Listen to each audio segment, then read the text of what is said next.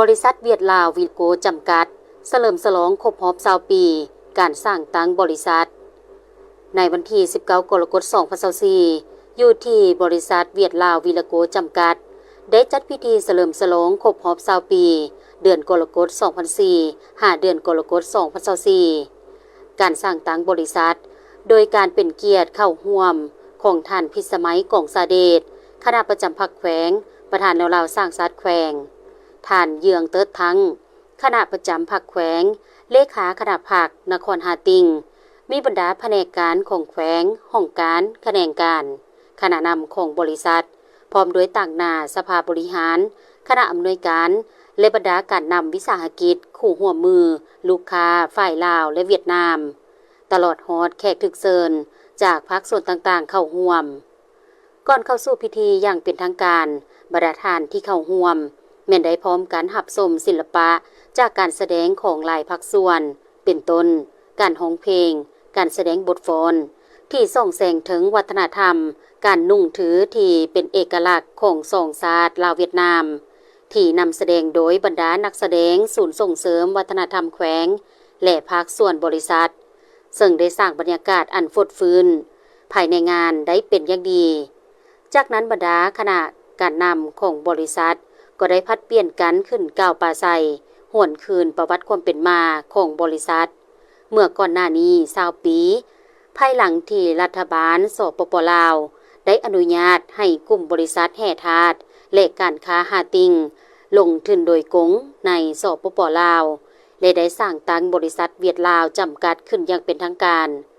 สถานที่ตั้งอยู่บ้านปึงหัวหน้าเมืองเสบังไฟแขวงขมวนสาธารณรัฐประชาธิปไตยประชาชนลาวโดยผ่านการสร้างตั้งและพัฒนามาเป็นเวลา20ปีโดยความยุ่งยากและสิ่งท้าทายหลายประการนับตั้งแต่มือเริ่มต้นการสร้างตั้งบริษัทต้องปฏิบัติภารกิจพัฒนาสังคมไปควบคู่กันเป็นแต่ละระยะโดยเฉพาะแม่นการลงทุนในการสร้างพื้นฐานโครงล่างให้แก่การขุดค้นและซอกหาตลาดเพื่อจำหน่ายผลิตภัณฑ์พิเศษแม่นได้สำเร็จการจะตั้งการปฏิบัติภารกิจที่เป็นขั้วต่อเชื่อมโยงความสามัคคีมิตรภาพระหว่างองค์การปกครองและประชาชนของสองแขวงขมวนหาติง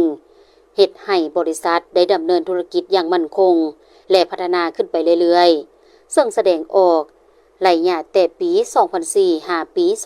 2008ปริมาณการขุดค้นและจำหน่ายโดยเฉลี่ยแล้วประมาณ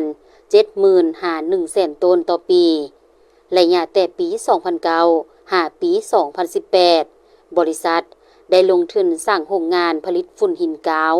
ที่มีกำลังผลิต 20,000 ต้นต่อปีปริมาณการขุดค้นและการจำหน่ายโดยเฉลี่ยแล้วบรรลุ 250,000 ต้นต่อปีและระยะแต่ปี2019ฮอดปัจจุบันปริมาณการขุดค้นและจำหน่ายเฉลี่ยได้ 400,000 หา 500,000 ต้นต่อปีรายรับเพิ่มขึ้นเฉลี่ย10ส่วนห้อยสร้างเวียกเฮ็ดงานทำและสร้างรายรับให้แก่พนักงานกรรมกรชาวผู้ออกแรงงานจำนวน180คนสำหรับทิศทางแผนการในต่อหน้าทางสหบริษัทแห่ทาสและการค้าหาติงจะสืบต่อซีนำเอาใจใส่สร้างแผนยุทธศาสตร์เพื่อการพัฒนาวีลโกเปิดกว้างการลงทุนเพื่อยกสูงประสิทธิภาพการผลิตธุรกิจปรุงแต่งลงลึกบรรดาผลิตภัณฑ์หับประกันระบบนิเวศสิ่งแวดล้อมเฮ็ดให้ผู้ออกแรงงานมีรายรับที่สูงขึ้นและปฏิบัติตามหน้าที่บทบาทก็คือยุทธศาสตร์ของบริษัทวางออกให้ได้รับผลสำเร็จที่ดีพิเศษในพิธีการเฉลิมฉลองครบรอบ20ปีของการสร้างตั้งบริษัทวิลโกยังได้ถือโอกาสนี้มอบโครงการประตูโค้งเข้าบ้านและซ่อมแปลงทางหอมให้บ้านบึงหัวหน้าและโครงการซ่อมแปลงโรงเรียนอนุบาลบ้านขัวเซด้วยมูลค่า600ล้านกีบโดยท่านเลเวียดทาวผู้อำนวยการใหญ่สหบริษัทแห่ทาสและการค้าหาติงเป็นเกียรติมอบและตั้งหน้ารับโดยท่านทองไสมังโนเมฆเจ้าเมืองเสบังไฟพร้อมเดียวกันนั้นพิธียังได้มอบใบยองยอของท่านเจ้าแขวงขมวนและเมืองเสบังไฟให้แก่บริษัทวิลโก โดยการเป็นเกียรติมอบของท่านพิสมัยกองสาเดชประธานแนวราวสร้างศาสตร์แขวงขมวนและท่านทองใสมังนอเมฆเจ้าเมืองเสบังไฟ